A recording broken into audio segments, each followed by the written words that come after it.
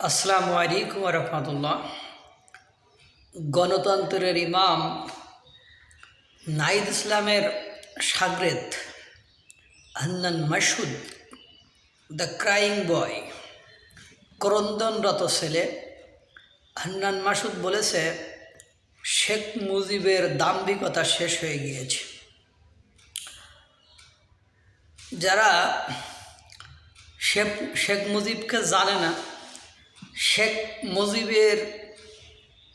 মুজিবকেই ছোট করে যারা বড় হতে চায়, তাদের দলের নাম হলো জাতীয় নাগরিক পার্টি। পুরো বক্তব্য জুড়ে শেখ হাসিনা আর তার বাবাকে নিয়েই আলোচনা এবং গণতন্ত্রের ইমাম। আহা, মানে আমি তো তার ভেতরে গণতন্ত্রের বিন্দু পরিমাণ কোনো কিছু দেখি নাই, সে আবার গণতন্ত্রের ইমাম হয়ে গিয়েছে। চাটুকারিতা, তেলবাজি, কাহারে কয় কত প্রকার এবং কি কি হান্নান মাসুদের বক্তব্য থেকে আপনারা বুঝবেন। ও আবার কি করতে চায়, সংবিধান পরিবর্তন করতে চায়। এখন সংবিধান পরিবর্তনের সামনে সবচেয়ে বড় বাধা হলো বিএনপি। তাই বিএনপিকে যে পরিমাণ তেল মারলো, যে এদেশে শেখ মুজিবের মৃত্যুর পর জিয়াউর রহমান গণতন্ত্রের পথ উত্তরণ করেছে, গণতন্ত্রের পথ খুলে দিয়েছে। এরপর থেকে আর গণতন্ত্রের মুখ দেখিনি। 24-এর গণ অভ্যুত্থানের পর আবার গণতন্ত্র ফিরে এসেছে। সাংবাদিকরা যেভাবে তারা হুমকির সম্মুখীন হয়, তাদের স্বাধীন কর্মকাণ্ডে বাধা দেওয়া হয়, তারপরে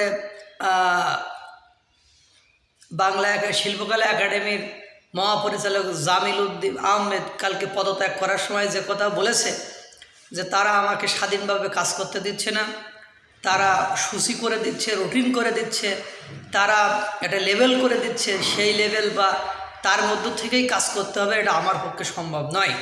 তারা সব কাজে বাধাগ্রস্ত করছে, এটা যে একটা স্বায়ত্তশাসিত প্রতিষ্ঠান, সেটা তারা করতে দিচ্ছে না। এটা হলো অবস্থা। এবং শেখ মুজিবুর রহমানকে যত অবহেলার সাথে নামটা উচ্চারণ করলো, তাতে আমি স্পষ্ট করে বলতে পারি, এই নতুন জাতীয় নাগরিক পার্টির এর অস্তিত্ব বা থাকবে কতদিন আমি জানি না, কিন্তু এই দল এবার আর নেবার ক্ষমতা আসতে পারবে না।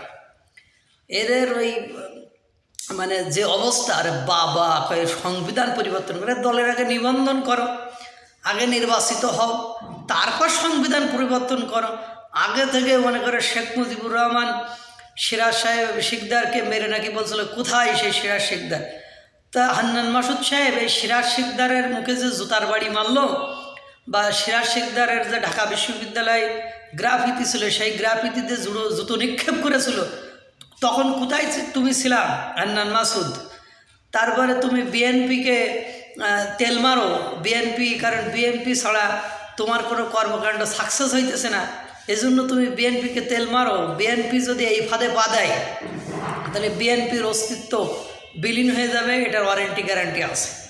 আল্লাহ তাআলা সকলকে ভালো রাখুক, সুস্থ রাখুক। আসসালামু আলাইকুম।